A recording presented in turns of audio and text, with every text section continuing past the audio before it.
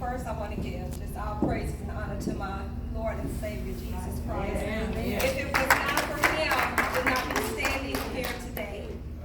I stand before you a formerly incarcerated woman. Many people don't know, but I too have served time in prison. So my fight for those who are innocent, wrongly convicted, or my fight for my incarcerated brothers and sisters in the prison, it comes from here. Because I have been there and I have done that. Yeah. I know what it's like to be in prison and not have adequate medical services. I know what it's like to be in prison and get a misconduct, something that you did not do, and you get sent to the hole, and you're there in a place where you're in jail within jail. Okay?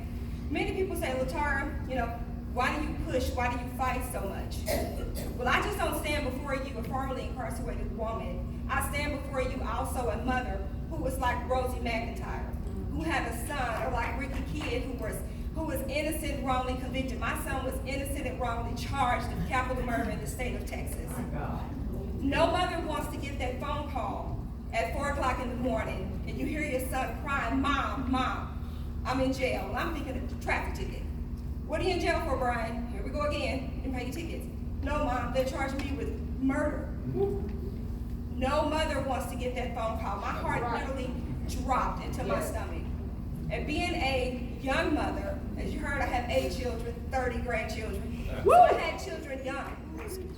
So finances were an issue a lot of the time. And I could not afford an attorney for my son. We had to go with the public defender. I couldn't afford a private investigator. So I had to get out there and I had to dig and I had to find evidence and find witnesses and look for anything I could because I refused to allow my son to become lost in the system. Yeah. My son, 10 days before trial, the prosecutors dropped the capital murder case. Woo!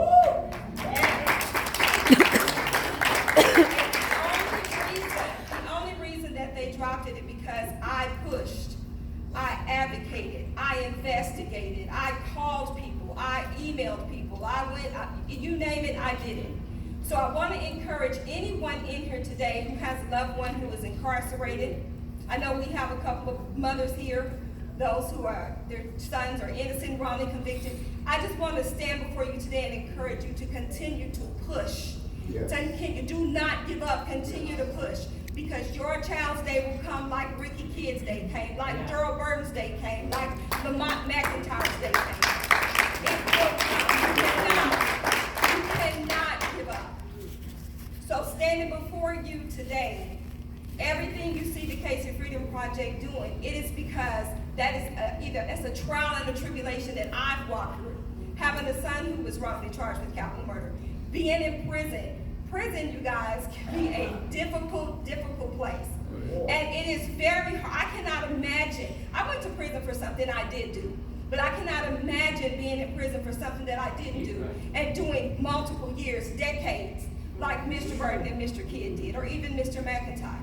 I cannot, that's a whole totally different stress. A whole totally different stress. But I do know what it's like to be a mother and have to leave your children.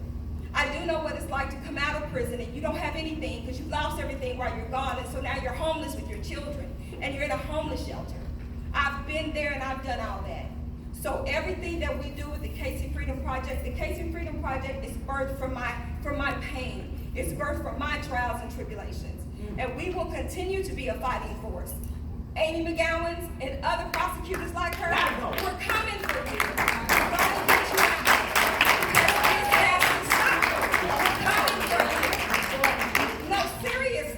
It was a joy and an honor to go after Amy McGowan. I was like, woo-hoo, I couldn't sleep sometimes. I'm like, what are we going to do tomorrow? No, seriously. Because we have to start addressing these issues. And I have 2 people here that I want to thank everybody who supports the Casey Freedom Project. Miss, you have been wonderful. Thank you guys for coming on board. Bev Livingston and her team is awesome. I have Tommy Simmons that is here. I have attorney Sarah Swain. Would you stand up, please? She's an attorney from Lawrence. She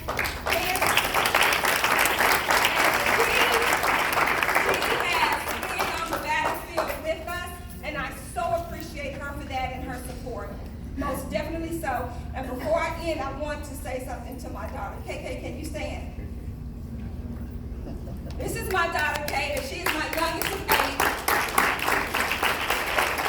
She's super embarrassed right now, but I want to thank her because she's like, Mom, I'm going to get you. I want to thank her because my daughter, she has sacrificed quite a bit to travel with me because I'm always gone. She chose not to go back to regular school this year. She agreed to go to homeschool. She has a homeschool program, and she is a big, big support for me. It's just she and I down here in Old Missouri, and I just want to say to her in front of everybody, Mama, appreciate you, baby. I love you.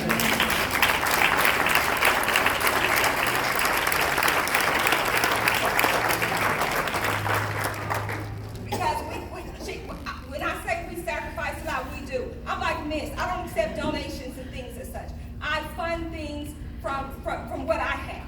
So my daughter, we sacrifice quite a bit. So, but everyone, I just want to thank you, Miss. Thank you for honoring me, giving me this award. It's a blessing and an honor to stand before you today. And I'm just simply doing what God has called me to do.